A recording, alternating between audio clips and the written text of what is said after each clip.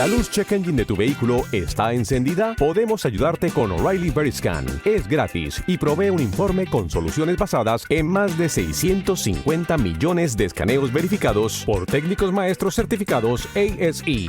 Y si necesitas ayuda, podemos recomendarte un taller. Pregunta por O'Reilly Veriscan. O'Reilly Auto Parts.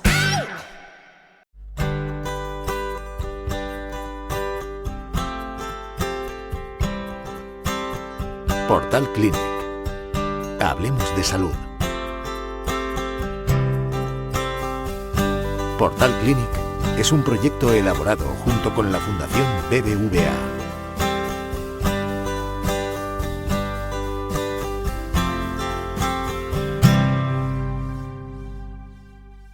Buenas tardes a toda nuestra audiencia y gracias por asistir a este encuentro digital de Portal Clinic y la Fundación BBVA.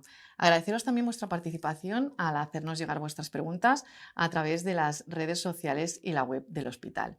Hoy vamos a conversar sobre cáncer ginecológico y salud sexual y para ello tenemos el placer de contar con la participación del doctor Camil Castelo Branco y la doctora Nuria Carreras, especialistas del Servicio de Ginecología del Hospital Clínic Barcelona. Muchas gracias a los dos por compartir este ratito con nosotros. ¿La dinámica? Gracias. La dinámica del encuentro va a ser la siguiente. Los usuarios nos han hecho llegar diferentes preguntas que contestaremos a continuación y que hemos separado en diferentes bloques para dar un poquito de coherencia. Pero antes de entrar en este bloque de preguntas, me gustaría saber o concretar o aclarar para nuestra audiencia a qué nos referimos por una parte cuando hablamos de cáncer ginecológico y a qué nos referimos cuando hablamos de salud sexual.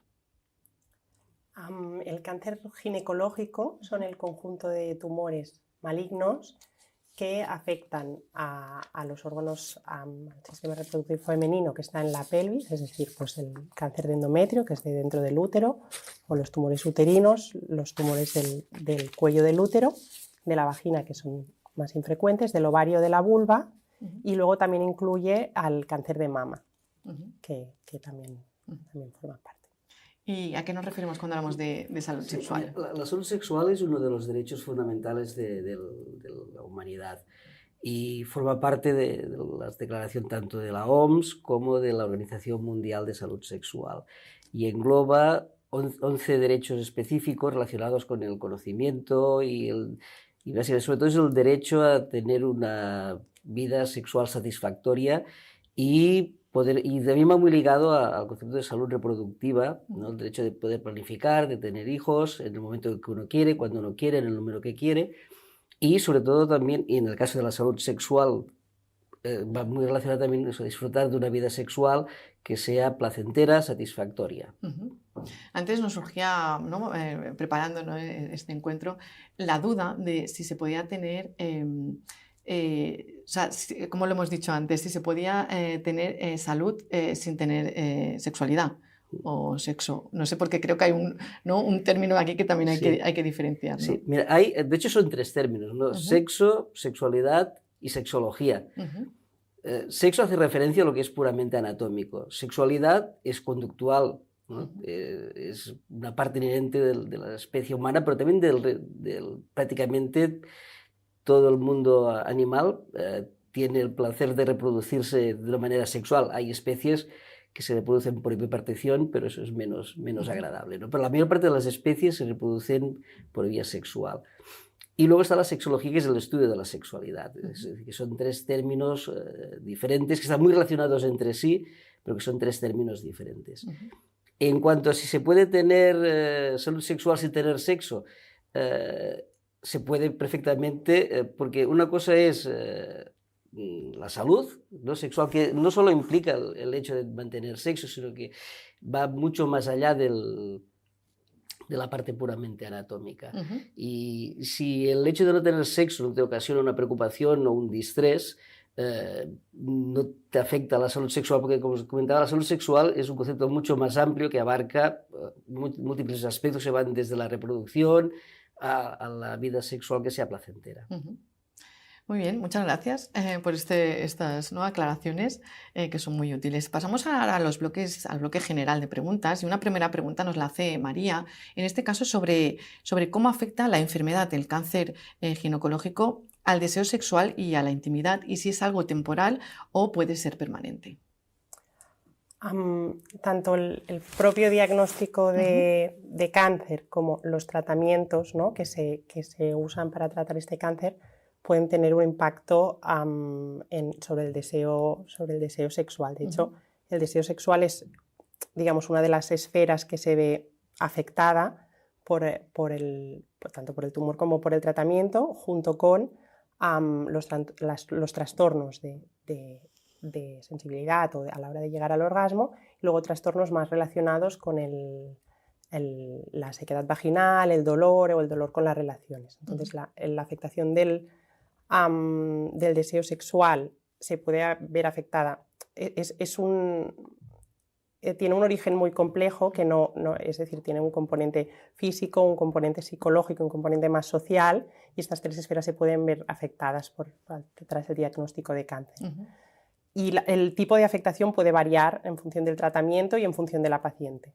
¿Vale? Y la afectación sí que puede ser temporal en algunos casos, es decir, hay síntomas que son especialmente evidentes durante el tratamiento, pero luego hay síntomas que son más a largo plazo, lo cual no quiere decir que no se puedan tratar, pero sí que puede ser de carácter más permanente o más a largo plazo. Y para especificar, has dicho que hay ¿Puedo síntomas... añadir un Sí, por comentario a lo que supuesto. Sí, mira, es completamente cierto, cualquier cáncer ginecológico afecta no solo el deseo, afecta todas las esferas de la función sexual. Afecta el deseo, pero también afecta el orgasmo, también afecta el interés y también afecta el dolor, como ha comentado muy bien la doctora Carreras. Pero aparte de esto, los tratamientos que utilizamos generan alteraciones tanto neurovasculares, neuroquímicas, neuroendocrinas y neuromusculares, y que tienen un impacto también en diferentes áreas de la salud de la mujer que van a afectar negativamente a la sexualidad.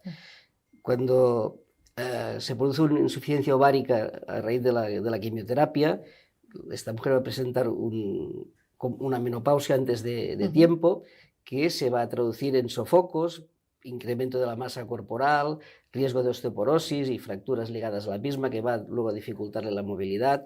La afectación neuromuscular le va a ocasionar dolor muscular por todo el cuerpo y luego hay tratamientos, no solo los tratamientos propios del cáncer. Muchas de estas mujeres presentan trastornos depresivos o ansiosos ligados al propio diagnóstico, como comentaba muy bien la doctora Carreras, y esos tratamientos también tienen un impacto negativo en muchas ocasiones sobre la sexualidad. ¿Sabes? Con lo cual hay una constelación de síntomas, unos ligados a la enfermedad, otros ligados al tratamiento y otros ligados a otros tratamientos que va a recibir, que van a afectar de una manera negativa a toda la función sexual. O sea, no es solo el dolor, no es solo el interés o el deseo, como comentábamos, sino que afecta toda la sexualidad. Porque es lo que ahora voy a preguntar a la doctora, ¿no? O sea, los síntomas concretos, ¿cuáles son? O generales, ¿no? ¿no? Porque supongo que también todo depende de cada mujer, no todas las mujeres que tengan un cáncer ginecológico, ¿no? Entiendo que no es así para todo el mundo, ¿no? Sabemos que es un problema bastante infradiagnosticado e infratratado. Y los estudios lo que nos dicen es que el rango, o sea, hasta entre un 40 y un 90% de pacientes refieren a algún tipo de sintomatología de la esfera sexual, que puede ser tanto en cuanto a síntomas como en cuanto a gravedad, puede ser muy variada. A lo mejor a grandes rasgos, una de los síntomas más frecuentes o más recurrentes son los problemas de sequedad vaginal o de dolor con las relaciones, que van relacionados con el tipo de tratamiento, pero luego también pueden referir a cuadros de dolor pélvico o dolor en la mama, que no necesariamente solo relacionados a la hora de mantener una relación sexual, sino en general. Luego trastornos del deseo sexual, es decir, pérdida de interés o de deseo sexual, y luego dificultades pues, para llegar al orgasmo o de trastornos de sensibilidad. Porque la afectación entiendo que en la salud sexual viene terminada, o sea, es por la enfermedad y el tratamiento a la vez. O sea, es algo que va... Todos tienen impacto, tanto la enfermedad ligada a veces al diagnóstico, como comentaba también la doctora, pero a veces la propia enfermedad te va a originar un problema anatómico y funcional. Y el tratamiento y los tratamientos añadidos al proceso, todo tiene un impacto en la función sexual. Aparte, tampoco debemos olvidar que estamos hablando de salud sexual, pero estamos hablando del cáncer ginecológico, estamos hablando de mujeres. La sexualidad de la mujer es algo más complejo que no solo el interés, el deseo, el orgasmo, ¿no? La excitación o el dolor. Intervienen otros factores, como puede ser la intimidad, la imagen corporal, el deseo reproductivo al que hacíamos referencia antes, ¿no? La feminidad, sentirse femenina o no, ¿no? La alteración de la imagen corporal, que es muy evidente en algunas cirugías. Todo esto también tiene un impacto en la sexualidad y en la función sexual de las pacientes con cáncer ginecológico. Ahora pasaremos concretamente al bloque de tratamientos y efectos secundarios. Como habéis comentado, pues, ¿no? El tratamiento, cómo puede afectar el tratamiento, ¿no? Marta, en este sentido, pregunta cómo se pueden manejar estos efectos secundarios de los tratamientos. Depende mucho del síntoma que refiera la paciente, y tenemos un abanico de tratamientos bastante amplio que en general solemos combinar. Es decir, para abordar un problema tan complejo como una disfunción sexual, raramente solo con una medida, es decir, una medida puede ayudar a mejorar el problema, pero en general hace falta un abordaje un poco más complejo. Una de las principales medidas que tomamos, y sobre todo desde la consulta de ginecología, está centrada en todos los síntomas derivados de la disminución de las hormonas, principalmente los estrógenos, causada por el tratamiento, ¿no? Que esto, sobre todo si aparece a una edad precoz, pues es más significativa, ¿no? Y en este sentido tenemos la opción de dar estrógenos a nivel vaginal o terapia hormonal sustitutiva de la menopausia, junto con otros tratamientos hormonales para tratar temas de mejorar el deseo o así. Luego tratamientos locales, pues hidratantes vulvares, hidratantes vaginales. Luego existen tratamientos para tratar otros problemas asociados con una menopausia precoz, como puede ser la disminución de la densidad mineral ósea. Es decir, vamos aparato por aparato, claro, tratando cada una de las disfunciones que se producen. Y luego un pilar también importante del tratamiento sería toda la parte que no siempre es necesaria, ¿no? Pero hay una parte de fisioterapia del suelo pélvico o de sexología y de psico-oncología. Y lo que comentaban antes... Sí, creo que es un punto importante. El abordaje de los trastornos de la sexualidad siempre debe ser biopsicosocial. La sexualidad es parte inherente, ¿no? de nuestra vida y implica no solo aspectos anatómicos, ¿no? que pueden corregirse con algún tratamiento, sino que también tiene un impacto en nuestras relaciones con los demás, no ya puramente relaciones sexuales, sino cómo interaccionamos, ¿no? con los demás y cómo interpretamos el mundo nosotros. Por lo tanto, cualquier abordaje de un problema sexual necesariamente debe ser desde un punto de vista biopsicosocial. Tenemos la parte biológica, que lo ha comentado muy bien la doctora Carreras, no tenemos tratamientos específicos para los diferentes síntomas, pero esto no es suficiente, ¿sabes? Puedes tratar la dispareunia, el dolor con las relaciones sexuales, ¿no? con hidratantes o con estrógenos locales. ¿Vale? Pero normalmente el problema va más allá del puro aspecto anatómico y se requiere pues, un abordaje, a veces simplemente haciendo este abordaje biopsicosocial, hablando con las pacientes, aclarándole las dudas que puedan tener, ya estamos tratando la disfunción. Por lo tanto, yo creo que es un punto muy importante recalcar aquí que el abordaje debe ser siempre biopsicosocial, considerando todos los aspectos del ser humano. El diagnóstico de cáncer y el tratamiento también tiene un impacto en la esfera social. Más allá del impacto a nivel físico y psicológico, también afecta a las actividades que hace o que deja de hacer la paciente tras el diagnóstico, a cómo se relaciona con su pareja, con los amigos, con la familia. No, esto también se puede ver afectado y esto también tiene a su calidad de vida general. Claro, tiene un impacto. Claro. Afecta a la salud sexual. Sí. María pregunta, ¿hay diferencias en los efectos secundarios sexuales entre los distintos tipos de tratamiento oncológicos? Sí, claro, es que depende primero del diagnóstico del tipo de cáncer del que estemos hablando. No damos los mismos fármacos a un cáncer de ovario que a un cáncer de mama, ¿no? Y el riesgo de inducir una insuficiencia ovárica o una menopausia precoz, de una manera más llana, ¿no? Difiere en función de los tratamientos que demos, ¿no? Si damos alguna quimioterapia con algún fármaco que es tóxico para los ovarios, pues estamos en riesgo de producir una menopausia precoz de esta mujer y tendrá toda la sintomatología que ha comentado antes la doctora Carreras de fallo ovárico, ¿no? Desde la sequedad, pero también los sofocos, la osteoporosis, ¿no? La pérdida de masa muscular, que va a tener un impacto también en la calidad de vida y también en la función sexual. Y hay tratamientos que no inducen esta situación. Luego, por ejemplo, en el cáncer de mama se utilizan muchos fármacos que generan un estado de falta de estrógenos. Y aquí es mucho más evidente toda esta sintomatología local que comentaba la doctora Carreras. ¿Sabes? Tanto los inhibidores de la aromatasa, que es un fármaco que se usa mucho, como el tamoxifeno, como los análogos de la GnRH, son fármacos que inducen una deplección total de los estrógenos, o prácticamente total, con lo cual los síntomas ligados a la atrofia genital son muchísimo más marcados en estas mujeres que en el resto. Entonces, hay diferentes perfiles de pacientes y cada fármaco que demos tendrá diferentes efectos. Y afortunadamente, como también comentaba ella, hay tratamientos para todos estos efectos adversos. Lucía dice, ¿hay alguna manera para prepararse para estos posibles cambios antes de empezar un tratamiento de cáncer? Lo primero es entablar una conversación abierta con el profesional de la salud con el cual estés ¿no? tratando, ¿no? Y poder hablar abiertamente de aspectos de la sexualidad.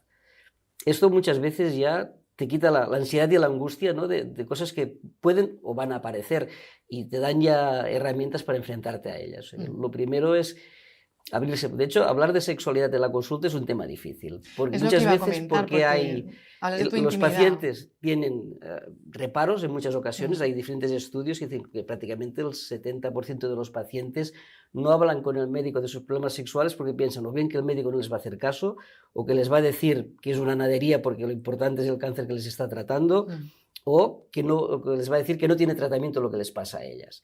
Y por otra parte tienes un gran porcentaje de médicos que piensa que el paciente no pregunta, pues será porque no le preocupa, ¿sabes? Y entonces, en este aspecto, lo importante para prevenir esos problemas es romper el hielo, ¿no? Que tanto el paciente empiece a hablar como que el médico sea proactivo. Probablemente sea más responsabilidad del médico ser proactivo en este caso, porque el paciente muchas veces la sexualidad es una área muy íntima y en ocasiones cuesta abrirse. Pero con una pregunta, a veces no directa ligada a la sexualidad, pues decir, oiga, ¿y en casa qué tal está usted con su marido? Que no tiene nada que ver con el sexo, pero igual sí. ¿No? Y con una pregunta así indirecta empiezas a hablar de estos temas de sexualidad. Por lo tanto, yo creo que el primer paso para prevenir es hablar en la consulta. Ruth dice, ¿qué importancia tiene la detección temprana de los efectos secundarios sexuales y cómo se puede mejorar? La detección, eso es importantísimo, porque problemas como la atrofia, que comentaba también la doctora Carrera antes, es una situación que es permanente y si no se trata no se va a curar sola, se va a agravar con el tiempo. O sea, la atrofia genitourinaria ligada al fallo ovárico o a los tratamientos que vamos a dar para el cáncer no se va a curar espontáneamente y se va a agravar en el tiempo. Por lo tanto, es muy importante ante el primer síntoma empezar tratamientos. Y es lo que decíamos antes, solo por recordar, ¿son efectos permanentes algunos? O, por ejemplo, con lo de la atrofia, dices, si se trata, ¿se puede llegar a curar? Sí, claro. Sí, la atrofia, por ejemplo, si se trata, mejora y el abanico de tratamientos posibles es muy amplio, pero sí que es cierto que en general son tratamientos que exigen un nivel de compromiso, de implicación de la paciente alto. Es decir, no es, mira, te tomas esta pastilla y te olvidas de tu disfunción sexual. Porque no será solo la atrofia, será pues los trastornos del deseo. Entonces, son tratamientos que, en general, el nivel de implicación, hay que ser constante pues, con las cremas, con el deseo. Y luego hay aspectos que sí que son más durante el tratamiento, por ejemplo, puede ser que durante una quimioterapia la paciente se encuentre con malestar general o esté más cansada, ¿no? Y esto tarda en mejorar, pero termina mejorando, ¿no? Entonces, Así que hay síntomas que son durante un periodo más corto de tiempo y luego otros que hay que ir siguiendo la consulta e ir tratando. Y ser constante, ¿no? Por parte de la paciente, ¿no? Y del profesional. El profesional. Y sin olvidar el abordaje, como comentaba, biopsicosocial, ¿sabes? Sí. Porque parece que sea una tontería, ¿no?, considerar las relaciones o la idiosincrasia de cada paciente, pero eso es clave para que cualquier tratamiento farmacológico que demos acabe funcionando. Isabel pregunta, dice, ¿dónde se puede encontrar y acceder a información fiable sobre la salud sexual después del tratamiento? Hay bastantes webs de pacientes con informaciones muy fiables en este sentido. Lo que tampoco recomendaría es que consulten al doctor Google, ¿no? Porque, no, para eso estamos aquí. Un paciente o una persona en 10 minutos no va a aprender lo que un profesional necesita 11 años, ¿no?, para aprender. Pero sí que hay webs de pacientes que están muy bien orientadas y que pueden ser de ayuda. Y en esas mismas webs también hay referentes, normalmente participan médicos, también especialistas en el área y pueden servir de ayuda. Relacionado con lo que comentaba el doctor Castero Blanco antes, a veces hablar de disfunción sexual o de sexualidad, ¿no?, se presta más a hablar, pues a lo mejor con un amigo o una amiga o con la pareja, ¿no?, que no con el profesional que se está tratando, ¿no? Entonces, una fuente de información también somos los médicos que tratamos a estas pacientes. Sí que es cierto que forma parte de nuestra responsabilidad abordar este tema en la consulta, ¿no?, que la paciente no tiene por qué consultar o hablar directamente de ello. Bueno, es lo que decíamos antes, pero... ante un diagnóstico a lo mejor lo que menos piensas en ese momento es cómo me va a afectar en ese aspecto. En el momento del diagnóstico, pero luego es una esfera muy importante de la vida de las personas, ¿sabes? En el momento del diagnóstico te llevas, ¿no?, es un tortazo que te dan, pero luego empiezas a tener, ¿no?, empiezas a asumir el diagnóstico, a seguir tu vida, y entonces es cuando realmente notas el impacto negativo que está teniendo en tu calidad de vida y salud los trastornos de la sexualidad. Porque ahora, muchos de los cánceres ginecológicos son enfermedades crónicas. Por ejemplo, el cáncer de mama antes era una sentencia de muerte y ahora prácticamente es una enfermedad crónica. Y la mujer va a convivir con el cáncer prácticamente el resto de su vida, ¿no?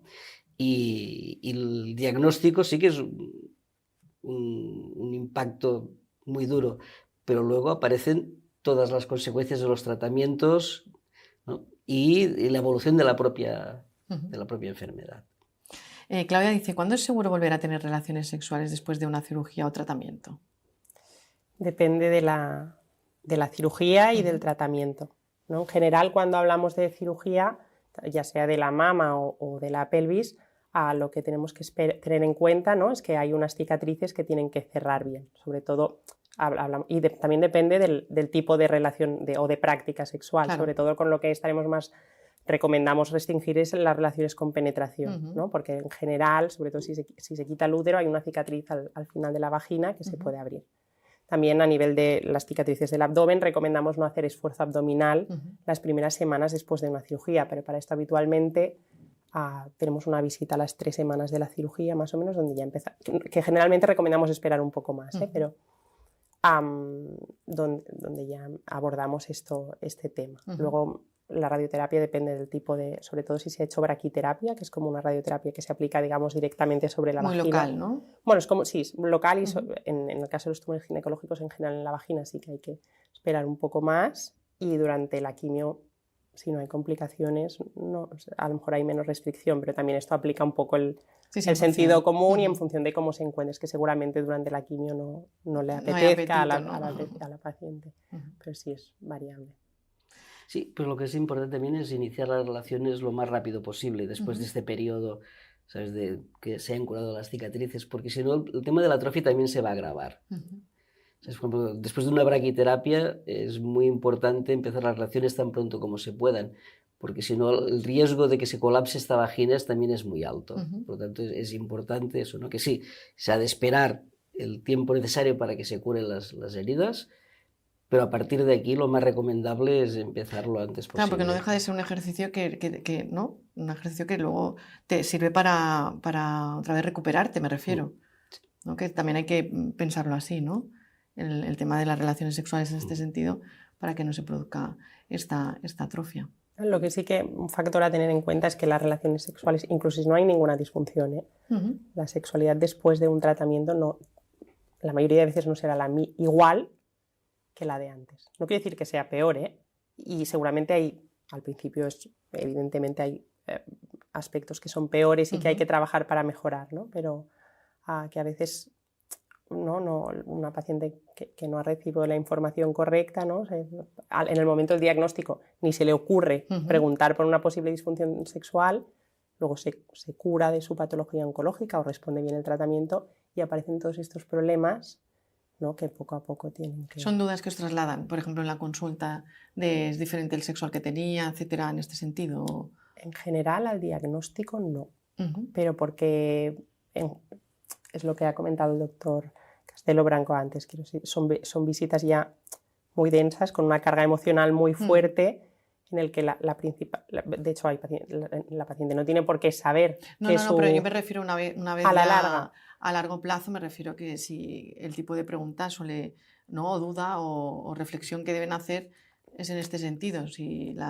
lo que has dicho tú, que comentabas, ¿no? De que la relación sexual no es como la que tenía antes, ¿no? Depende, hay que preguntar activamente, a veces hay pacientes que lo cuentan espontáneamente y otras que lo tienes que preguntar tú más. Es que piensa que todos esos tratamientos tienen un impacto también en el organismo de las personas, ¿no?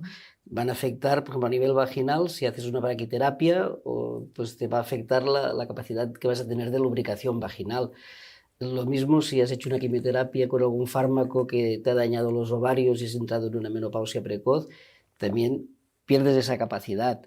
Entonces, luego, algunos quimioterápicos también te van a afectar aspectos finos de la inervación, con lo cual también te va a afectar la capacidad de alcanzar el orgasmo, te va a costar mucho más alcanzar el orgasmo. Entonces, como que en ella la sexualidad será diferente, pero no tiene por qué ser una sexualidad negativa. Hemos de buscar siempre una sexualidad positiva, ¿no? Y entonces, bueno, igual va a ser necesario requerir más tiempo de estimulación para llegar al orgasmo, o más tiempo, o utilizar lubricantes, como se había comentado antes, o tratamientos locales para facilitar la lubricación, y va a ser diferente, evidentemente, la sexualidad, pero no tiene por qué ser una sexualidad negativa. No, se abre la posibilidad de conocerte de otra manera, ¿no? Se debe buscar siempre una sexualidad positiva. Yo creo que este debe ser uno de los mensajes que salga de aquí, ¿no? Que la paciente con cáncer tiene derecho a disfrutar de una sexualidad positiva y que puede, no solo tiene derecho, sino que puede disfrutar de una sexualidad positiva.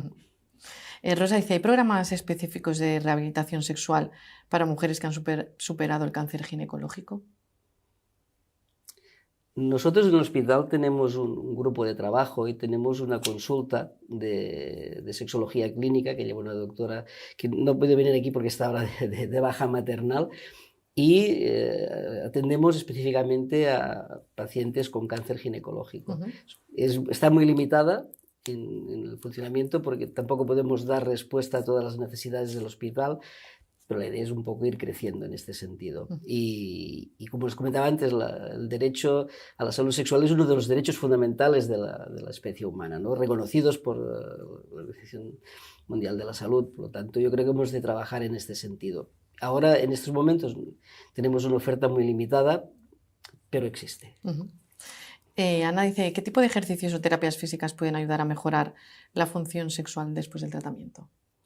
Bueno, ya se ha comentado antes el aspecto de la rehabilitación del suelo pélvico. Suelen repetir. Sí, o sea, en general, muchos estudios lo que dicen es que a lo mejor el ejercicio físico aislado no tiene un beneficio claro sobre la disfunción sexual. Directamente sobre la disfunción sexual. Otro tema es que el ejercicio colabore, ayude a mejorar la calidad de vida e indirectamente afecte, pero como medida para mejorar la disfunción sexual no hay un ejercicio que digas, mira, haz ejercicio de fuerza y mejorará todo tu problema. En general, por eso hablamos de un abordaje más multimodal. Luego, para problemas más concretos, por ejemplo, pues la fisioterapia del suelo pélvico para casos de problemas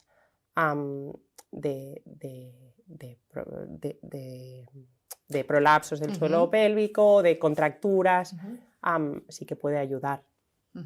Pero es un ejercicio mucho más focalizado. Sí, que no en que te vaya, ¿no? a servir, ¿no?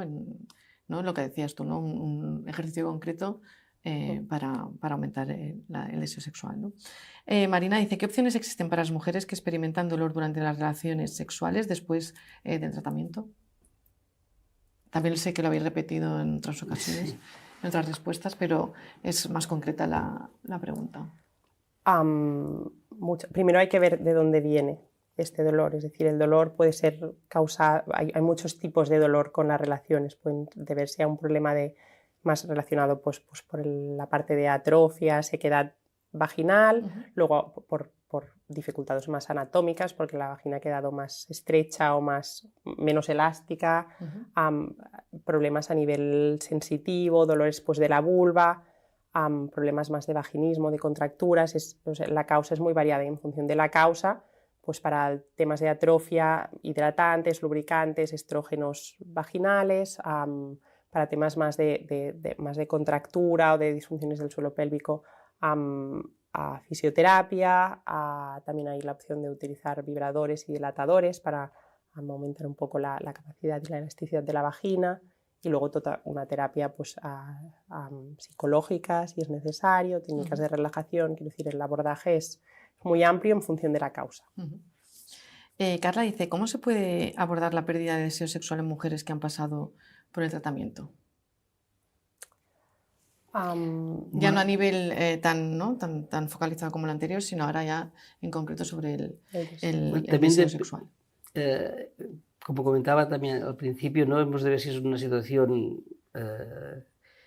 permanente, ¿no? O si siempre ha sido así o es secundaria, si ha tenido el problema previo al diagnóstico del cáncer o ha sido después del diagnóstico de los tratamientos, ¿no? Si ocurre siempre con una persona en concreto o si le ocurre con todo el mundo, ¿no? Creo que pues, hacer un abordaje pues, mucho más amplio, ¿no? En este sentido, ¿no? Y si realmente es un problema que es secundario y que es un problema generalizado, hemos de ver cuál es la causa de ese problema, ¿no? Y tenemos, pues, como comentaba antes, un abordaje pues, biológico. Esta mujer ha entrado en un fallo ovárico por los tratamientos y tiene un déficit de testosterona, que a veces pues, con un tratamiento con testosterona puede ser resolutivo. Esta persona tiene un problema de pareja, pues evidentemente por más testosterona que le demos no le vamos a mejorar el deseo. ¿Sabes? Esta persona tiene un problema de relación con el mundo, pues estamos exactamente en lo mismo. Entonces, hemos de hacer un abordaje individualizado y considerando pues, el problema en todos sus aspectos. Ahora, si os parece, pasamos al bloque de fertilidad y salud sexual. Laura pregunta, ¿qué opciones existen para preservar la fertilidad de mujeres jóvenes diagnosticadas con cáncer ginecológico? Depende del tipo de cáncer y del tiempo que tengamos, ¿no? Lo ideal sería poder vitrificar óvulos, congelar óvulos, ¿no? Pero en ocasiones no te da tiempo de hacer el tratamiento, no puedes perder un mes, que sería un ciclo, ¿no? Para estimular el ovario y congelar, quitar los óvulos y congelarlos, sino que has de ir lo más rápido posible en empezar los tratamientos. Y en este sentido hay tratamientos, hay opciones de congelar tejido del ovario, hay opciones de dar fármacos que frenan el ovario, o hay opciones incluso de generar nuevo tejido ovárico, pero todo esto son tratamientos, digamos, que están en fase de investigación. No forma parte de la práctica habitual, pues, congelar el tejido ovárico. Nosotros en el hospital lo hacemos, pero no forma parte de la práctica clínica habitual. Tampoco forma parte de la práctica clínica habitual, pues, dar fármacos que frenan la acción del ovario. Es un tema más de controversia. Hay fármacos que se utilizan, por ejemplo, en el cáncer de mama, como son los análogos de la GnRH, a los cuales nos hemos referido antes, que frenan por completo el ovario y aparte disminuyen el flujo de sangre al ovario, con lo cual este ovario está menos sensible a la acción de la quimioterapia. Entonces hay algunos estudios que sugieren que esto puede ser beneficioso, y de hecho en el caso concreto del cáncer de mama hay algunos estudios que sugieren que pueden ayudar a preservar la fertilidad, pero son pocos estudios, pocos pacientes, y todo esto está en fase de investigación. Lo mejor, si quieres preservar la fertilidad, sería vitrificar los óvulos o quedarte embarazada antes de tener el cáncer. A nivel oncológico, bueno, del tratamiento oncológico, también tenemos opciones de preservación de la fertilidad. Es lo que pregunta Dulos, dice, ¿cómo puede afectar el tratamiento del cáncer a la fertilidad? Supongo que es un poco esto lo que comentas, ¿no? Claro, para preservar la fertilidad lo que necesitamos es el útero y un ovario, como mínimo, ¿no?, que funcione. Y luego que la paciente tenga un estado general para ser madre, ¿no?, y no tenga una enfermedad, una neoplasia activa. Entonces, desde el punto de vista de los tratamientos que aplicamos, a veces sí que, por ejemplo, en tumores de endometrio ofrecemos la posibilidad, en vez de hacer el tratamiento estándar, que es quitar el útero, a hacer un tratamiento con hormonas y hacer unos controles seriados para preservar el útero. O en los tumores o sea, en general, muchos de los tumores tienen existe una opción que es lo que llamamos una cirugía preservadora de la fertilidad. Lo que sí que es importante tener en cuenta es que en general solo lo recomendamos hacer en unos casos muy concretos de tumores en un estadio muy inicial, con características de buen pronóstico. Es decir, aquí hay que balancear mucho el riesgo oncológico que estamos asumiendo, ¿no?, porque en este sentido en general siempre intentamos consensuar con la paciente, ¿no?, y respetar su deseo de ser madre, pero poniendo en valor, ¿no?, el riesgo oncológico que estamos asumiendo. Y balancear riesgos y beneficios y ver si la paciente es candidata. Claro, es muy importante el estadiaje de la enfermedad al inicio, ¿no? Si es una enfermedad avanzada no se puede hacer ninguna de estas propuestas. Pero de hecho, como comentaba ella, prácticamente en todos los cánceres ginecológicos, en el endometrio en fases iniciales, incluso en el de cérvix hacen traquelectomías, que se llaman, ¿no?, que es quitar todo el cuello y los paramétrios, que son los ligamentos que fijan el cuello, que es por donde se difunde el cáncer, y conservar el útero. Y los ovarios a veces se cuelgan más arriba para que escapen de la radioterapia si se hace radioterapia. O sea que hay técnicas quirúrgicas prácticamente en todos los cánceres ginecológicos para prevenir el fallo de la fertilidad. Pero si una vez se ha producido, entonces tenemos también, mientras haya útero, pues es decir, hay esperanza, ¿no? Hay banco de óvulos donde las pacientes pueden recurrir. Otra de los bloques, ¿no?, y que me gustaría si pudierais especificar, ¿no?, una lista, ¿no?, de recomendaciones, ¿no?, que tanto Lola como Sara preguntan si pueden tener una vida sexual satisfactoria durante y después del tratamiento del cáncer, ¿no? O sea, no sé qué... Esto debe ser el objetivo, ¿no?, como comentabas, tener una sexualidad positiva y disfrutar de la sexualidad, claro que es obvio que sí. ¿Y hay unas recomendaciones que deis aparte, supongo, de conversar con pareja, no lo sé? Consultar sería es decir, es un tema que nosotros antes no se hablaba tanto, pero ahora desde hace años el médico cada vez más se intenta y se debe abordar activamente en la consulta. Pero en general el tratamiento que hacemos, como hemos dicho, es importante hacer un tratamiento precoz y lo guiamos en base a los síntomas de la paciente. Entre otras cosas porque a lo mejor hay síntomas que hay pacientes que no les molestan. Es decir, un mismo síntoma, una paciente puede representar una afectación de la calidad de la salud sexual y de la calidad de vida más importante que para otra. Entonces siempre va todo guiado un poco en base a los síntomas de la paciente, lo que ella sobre todo si le preocupan, ¿no? La preocupación por el síntoma creo que es el punto no diferencial. Sofía dice, ¿qué papel juega la salud mental en la vida sexual de las pacientes? Bueno, creo que hemos insistido a lo largo de toda esta charla, ¿no?, de la importancia de hacer el abordaje biopsicosocial, pues va por ahí también, ¿no? Y es importante, ¿no?, también tenerlo en cuenta. Claro. Bueno, es que si no estamos obviando un pilar que por más que trabajes los otros, el margen de mejoría se reduce un montón. Y ya para finalizar, Elena pregunta, ¿qué iniciativas se están llevando a cabo en los hospitales pues, para mejorar esta atención integral de las pacientes que se enfrentan a estos efectos secundarios por el cáncer? En hospitales públicos creo que somos el único hospital, al menos del territorio de aquí de Cataluña, que tiene un grupo de trabajo de sexología clínica. Algunos hospitales tienen alguna consulta, hospitales públicos estamos hablando, porque la atención sexológica está muy enfocada también hacia la medicina privada. Entonces, hospitales públicos que ofrezcan una atención sexológica realmente hay pocos. Y en nuestro ámbito yo diría que tengan una estructura, digamos, orgánica dentro del hospital, me atrevería a decir que somos el único hospital que ofrece este servicio y que tiene esta unidad funcional. A nivel de salud o sea, cada vez tendemos más a un modelo de un abordaje integral, ¿no? De la paciente oncológica, no centrado solo en el proceso oncológico.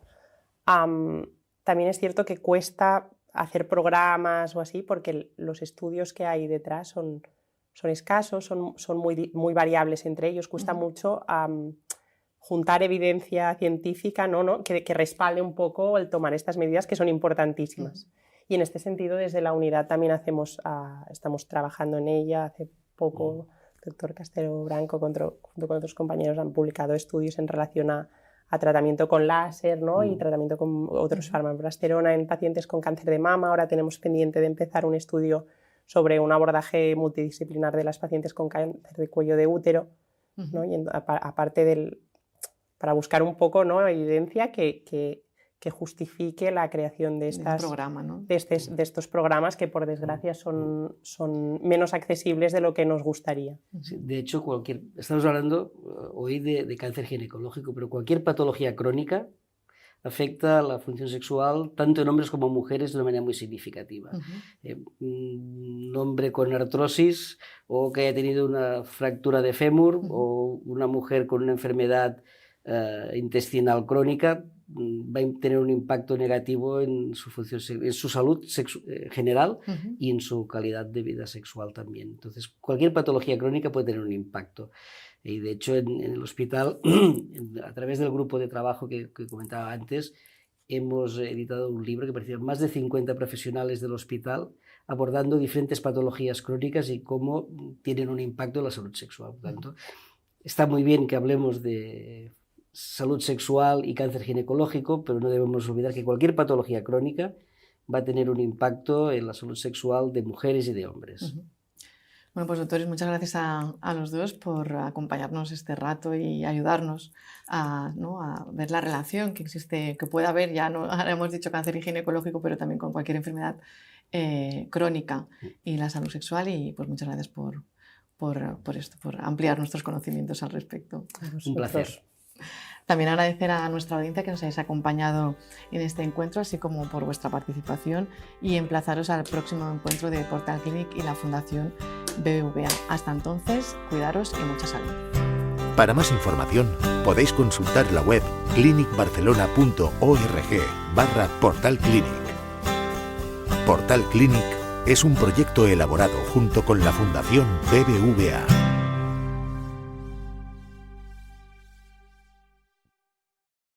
Compra 5 cuartos de aceite 100% sintético Castrolage en O'Reilly Auto Parts y recibe una tarjeta de regalo O'Reilly de $15 después del reembolso.